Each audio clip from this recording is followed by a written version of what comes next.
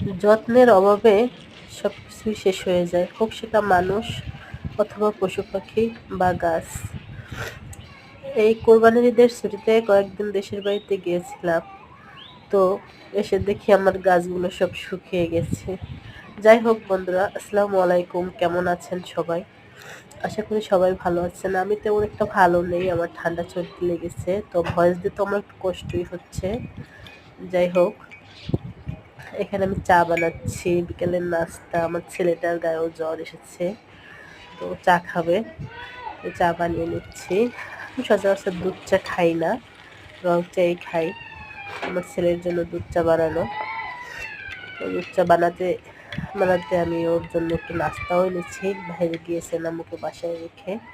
দেখুন আমার পাশের ঘরের বাহিরের সাইডের দৃশ্য ভালোই লাগে, যদিও আমি জানালা কখনোই খুলি না, খুললে পরে বাতাস আসে, আর বাতাস আসার জন্য আমি রান্না করতে পারি না, চুলার গ্যাস এদিক ওদিক দৌড়াদৌড়ি করে। যাই হোক বন্ধুরা, ভিডিওটা যদি ভালো লাগে অবশ্যই একটা লাইক, কমেন্ট এবং সাবস্ক্রাইব করে দেবেন, আর ভালো না লাগলে স্কিপ করে দিবেন। আর এটা হচ্ছে আমার ছেলে। দেখুন, কালকে ওর আব্বুর জন্য সাইকেল নিয়ে আসছে, তো বাইরে তো চালাতে পারবে না, তো রুমের ভিতরে বসে চালাচ্ছে। এটা আমার রুমের বাহিরের দৃশ্য। কেমন লাগছে বন্ধুরা?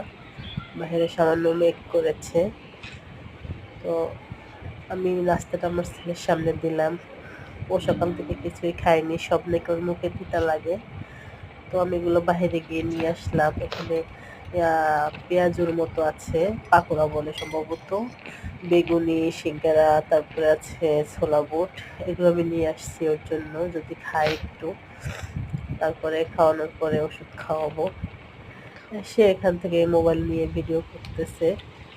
সেও মাঝে মধ্যে, আমার একটা মোবাইল আছে সেটা চালায়। যাই হোক বন্ধুরা, ভিডিওটা ভালো লাগলে সাথে থাকবেন।